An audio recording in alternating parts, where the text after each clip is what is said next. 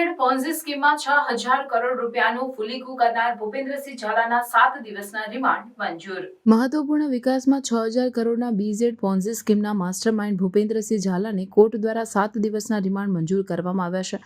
મહેસાણાના farm હાઉસમાંથી CID crime દ્વારા ધરપકડ કરાયેલ ઝાલા 1 મહિના કરતાં વધુ સમયથી ફરાર હતા।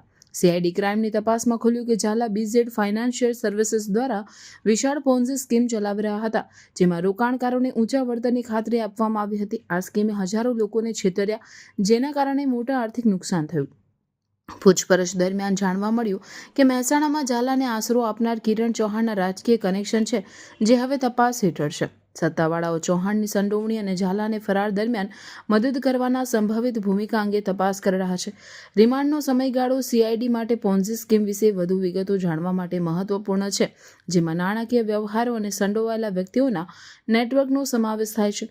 તપાસનો ઉદ્દેશ્ય નાણાંના પ્રવાહને ટ્રેસ કરવાનો અને અન્ય સાગરીતોને ઓળખવાનો છે, જેમણે ઝાલાને મદદ કરી હોઈ શકે છે।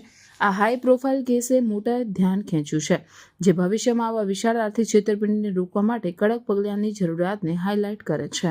17 મિલકતો તપાસ દરમિયાન મળી આવી। 2023થી 24 દરમિયાન એમને દુકાનો, પ્લોટો અને બધું 17 મિલકત ખરીદી, તેમજ ગુજરાત બહારની કેટલી મિલકતો ખરીદી એ તપાસ કરવાના હતા। આ 17 મિલકતોના નાણાં ક્યાંથી, આ કયા નામે ખરીદી, કયા મિલકત ક્યાંથી, કોના પાસેથી ખરીદી એ તપાસ કરવાની। આમ સમગ્ર રીતે તપાસ જોતા 14 દિવસના રિમાન્ડની માંગણી કરેલી।